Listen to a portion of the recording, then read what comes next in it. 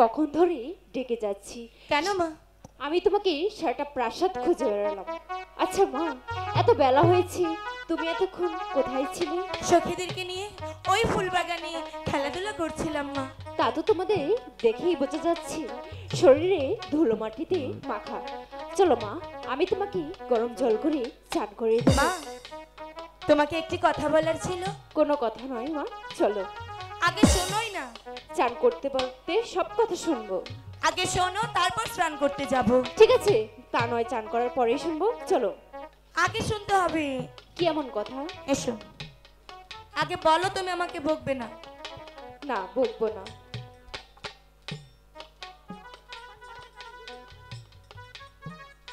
মা, সখীরা কি বলছিল জানো? কি বলছে? সখী অনেক দিন হয় ওই শানবান্দার। বেহুলা, তুমি এ কথা বলার সাহস কি করে পেলে? আর আমি তোমাকে কিছুতেই ওই শানবান্দা ঘাটে যেতে দেব না। মা, সখীরা যখন ভাই গো বিদায় করবি তাই রে এহেন প্রাণে মাহাগো মাহাগো বিদায় রে এহেন মারে।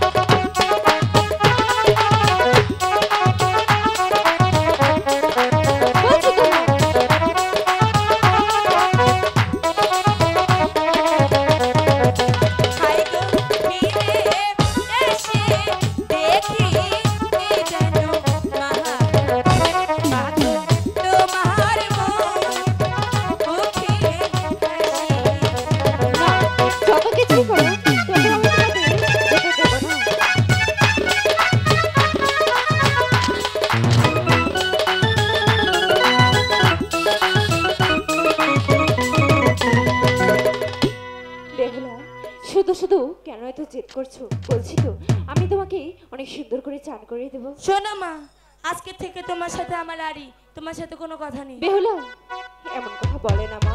ঠিক আছে, তুমি যখন এত করে বলছো তবে যাও, কিন্তু মা একটি শর্ত আছে যে কি স্বার্থ? তুমি কিন্তু গভীর জলে নামবে না, নামবো না। কারণ তুমি সাঁতার জানো না। বললাম তো আর নামবো না। সঙ্গে কিন্তু তোমার সখীদের নিয়ে যাবে। যাবে। ঠিক আছে, তবে আমি এখন যাচ্ছি। দাঁড়াও মা, আরেকটি কথা আছে। আবার কি কথা?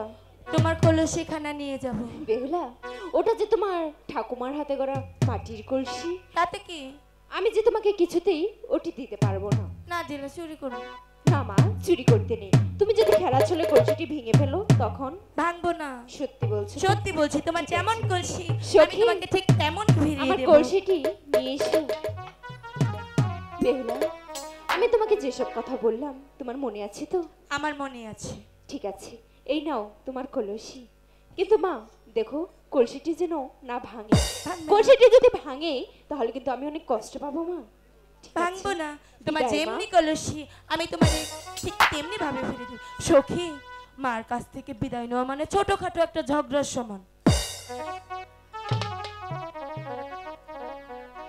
পর্দা থেকে ঝড় উঠে এসেছে, ওটা আমার মা।